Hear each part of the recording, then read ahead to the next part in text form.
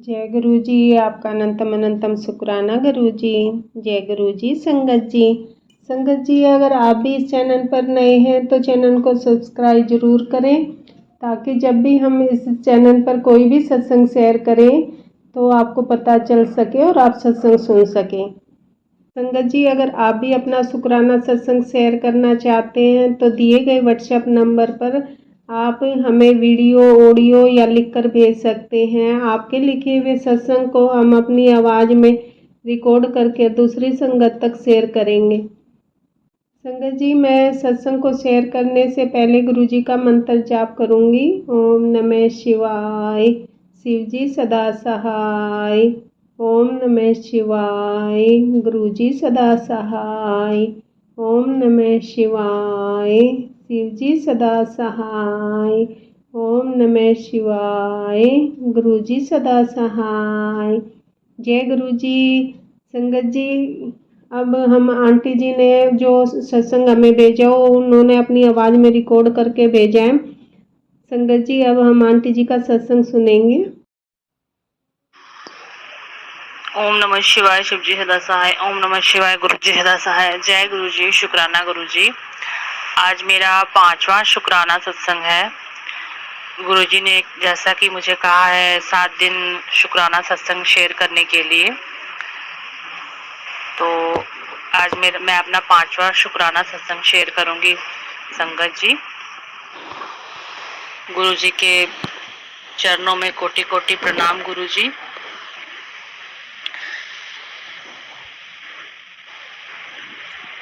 मैं शुक्राना सत्संग शेयर तो कर रही हूँ, लेकिन जिन भी अंकल आंटी ने हमारा शुक्राना सत्संग शेयर करना है उनको भी बहुत बहुत शुक्राना, उनको भी बहुत बहुत ब्लेसिंग देना गुरुजी। वो बहुत अच्छी सेवा कर रहे हैं हमारा शुक्राना सत्संग शेयर करके, तो उन पे भी आप अपनी बहुत बहुत कृपा बनाए रखना गुरुजी। अब मैं अपना शुक्राना सत्संग शेयर करूंगी। संगत जी, जाने अनजाने में मुझसे कोई गलती हो जाए कुछ बोलने में तो मुझे माफ करें गुरुजी। आप भी मुझे क्षमा करें अगर मैं जाने अनजाने कुछ गलत बोल दूं तो। आज भी अपना शुक्राना सत्संग शेयर करूंगी। जब मैं गर्मी की छुट्टियों में मुझे मायके जाना था अपने बेटे के साथ, तो हमें टिकट नहीं मिल रही थी संगत जी। बहुत कोशिश कर रहे थे बट हमारी टिकट हो नहीं रही थी। तो और मेरी तबीयत भी उस समय ना कुछ ठीक नहीं थी। मेरे लेफ्ट वाले पैर में, मेरे घुटने में बहुत पेन था, इतना पेन था कि मतलब मुझे चलने फिरने में भी प्रॉब्लम हो रही थी। फिर भी गर्मी की छुट्टियां थी तो फिर ऐसा मौका बार बार नहीं मिलता है। साल में एक बार ही समर वेकेशन होते हैं तो हम कुछ दिनों के लिए जा सकते हैं स्टे करने के लिए कहीं। तो मेरे हस्बैंड मुझे मना कर रहे थे बट मेरा बेटा भी बोल रहा था कि नहीं मम्मी मुझे जाना है मामा के घर। तो फिर शायद इसीलिए मेरी टिकट गुरुजी नहीं होने दे रहे थे कि मेरी तबीयत बहुत खराब थी, मैं बिल्कुल ठीक नहीं थी। लास्ट में ऐसा हो गया कि मतलब मेरा चेहरा पूरा उतर गया दर्द से। मेरे पैरों में इतना दर्द हो रहा था, पूरी नसें मेरी पूरी खींच रही थी पैरों की। मतलब बहुत पेन था, मुझे बहुत पेन था संगत जी। तो फिर फाइनली फिर मैंने इंजेक्शन लगवाया। इंजेक्शन लगवाने के बाद मुझे थोड़ा रिलीफ हुआ। मुझे चलने फिरने में भी प्रॉब्लम हो रही थी। खाना बनाना तो दूर की बात, मैं बेड पर पड़ गई थी, बिल्कुल मुझसे कुछ नहीं हो रहा था। तो सुबह उठी मैंने अपना नहाना धोना किया तो मैं गुरुजी के स्वरूप के सामने आकर गुरुजी की जोत दिलाने को तैयारी कर रही थी। तो फिर मेरे हस्बैंड फोन करते हैं कि तुरंत आओ, तुम्हें इंजेक्शन लगवा के लाता हूँ। तुम लोग का ऐसा जाना मतलब सही नहीं है ट्रेन में। खाली मैं और मेरे बेटे ही, हम दोनों ही माँ बेटा हम लोग जा रहे थे। तो वैसे ही मैं जोत की तैयारी कर रही थी संगत जी, फिर मैंने वैसे ही सब कुछ छोड़ के मैं फटाफट पहले गई, मैं इंजेक्शन लगवा के आई। तो मुझे थोड़ा अच्छा लगा, मुझे डॉक्टर ने कुछ मेडिसिन भी दी खाने के लिए। तो फिर मैं लगवा के आई इंजेक्शन, उसके बाद घर आके मैंने जोत बत्ती की। और सेम उसी दिन, उस दिन 25 तारीख थी, 25 तारीख, और तत्काल में मेरी टिकट हो गई। मैंने जैसे ही इंजेक्शन लगवाया तुरंत 10 मिनट के बाद मेरी टिकट हो गई, जो कि इतने दिन से नहीं हो रही थी। तत्काल में भी हम लोग कोशिश कर रहे थे, बट तत्काल में भी नहीं मिल रही थी। तो फिर 25 को टिकट हुई, 26 की, 25 2 और 5 = 7। तो 7 नंबर की ब्लेसिंग गुरुजी ने हमें दी, मैं और मेरा बेटा।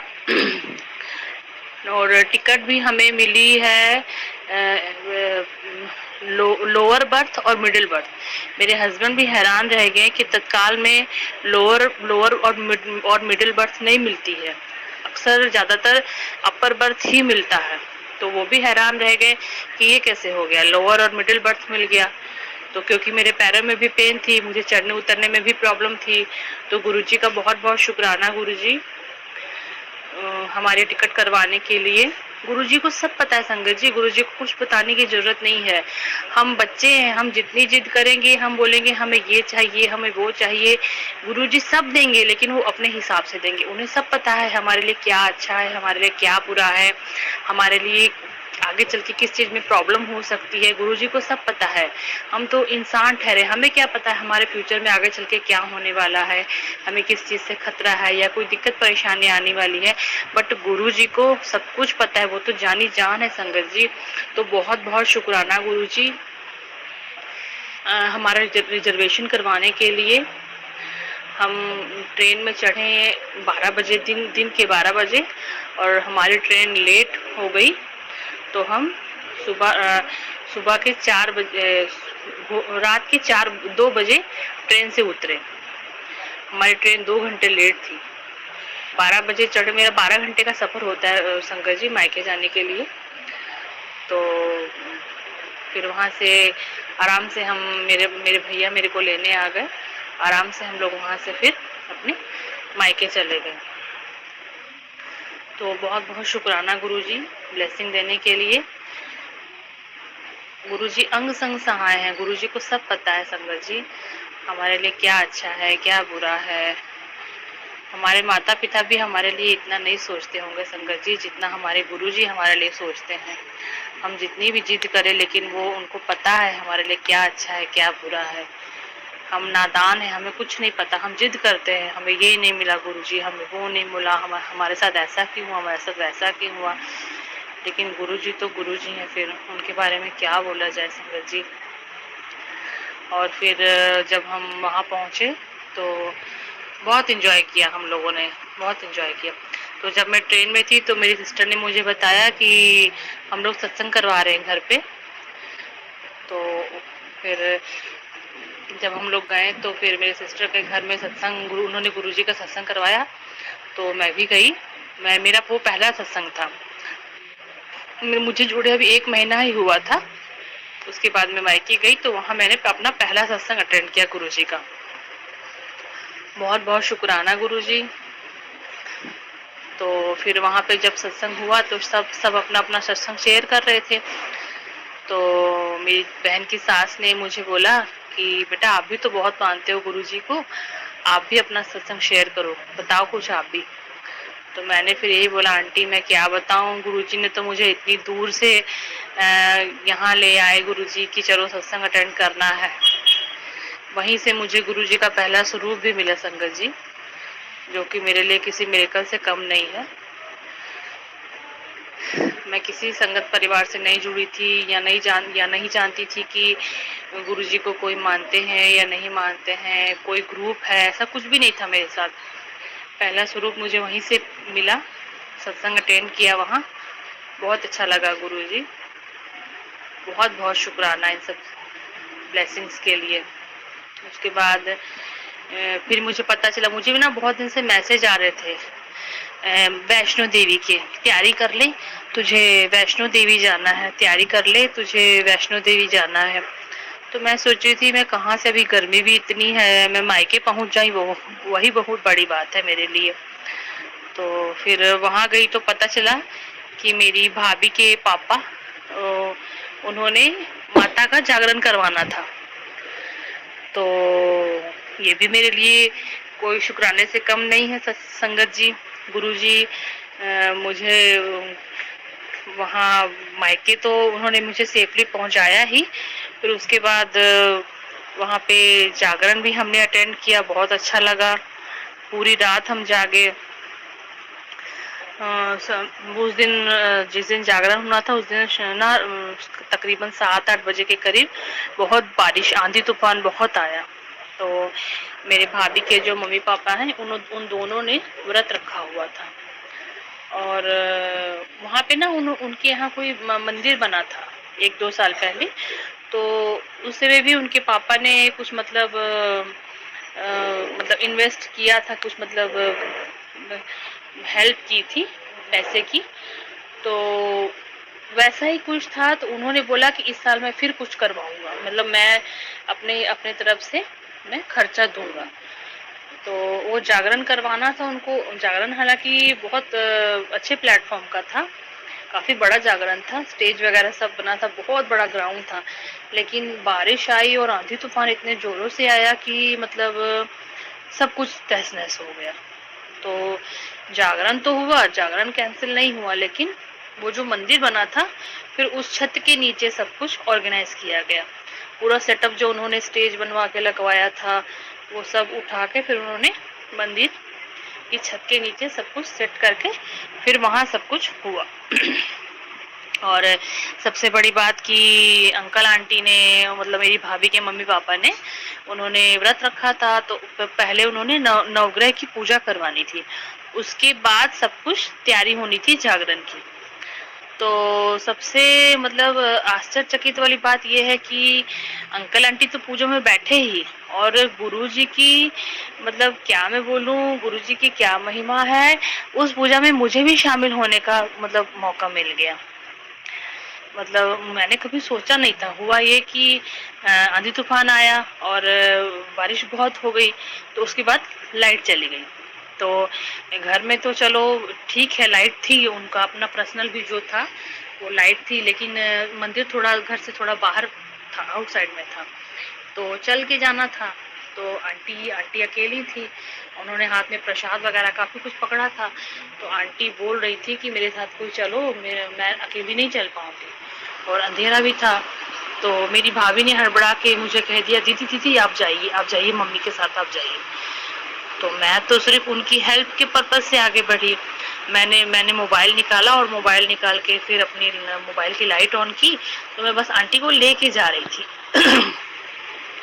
वहां जाके देवी माँ का मंदिर, वहां पे बजरंगबली का मंदिर था, और सबसे मतलब मैं चौंक गई मतलब इस चीज के लिए कि मैंने जैसे ही पीछे मुड़ के देखा तो मेरे पीछे शिव जी का मंदिर। मैंने इतना शुक्राना किया गुरु जी का, इतना शुक्राना किया संगत जी। मतलब गुरु जी बहुत मिरेकल करते हैं हमारी लाइफ में, बहुत बहुत मिरेकल करते हैं।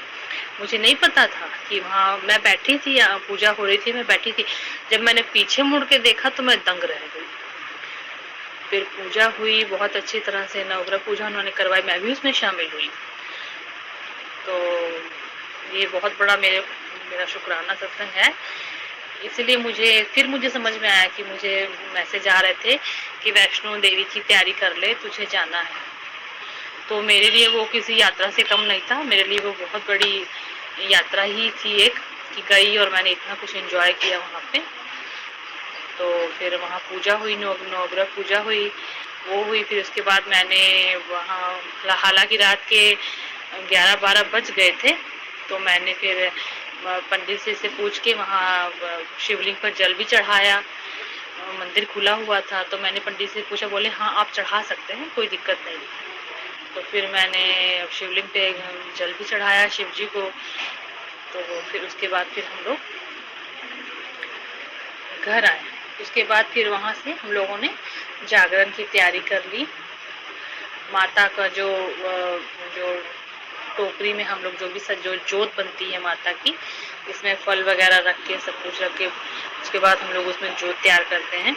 उसके बाद फिर घर आके उन सब चीज़ों की तैयारी हुई। फिर जिन्होंने जागरण करना था उन्होंने फिर वो जोत जला के फिर वो वहाँ से उनके घर से मंदिर तक लेके गए। उसके पहले तो जो बारिश आंधी तूफान जो हुआ संगत जी, उसके बाद एक बूंद नई बारिश आई। हम लोग जोत को वैसे ही खुले आसमान के नीचे लेके गए मंदिर तक, कोई दिक्कत नहीं हुई। तो सारी रात जागरण चला, बहुत अच्छा लगा, बड़ा मजा आया। मैं जागरण पहले भी हुए हैं बट मैं पूरी रात कभी मैंने जागकर जागरण नहीं देखा। उस दिन मैंने देखा, मुझे बहुत अच्छा लगा।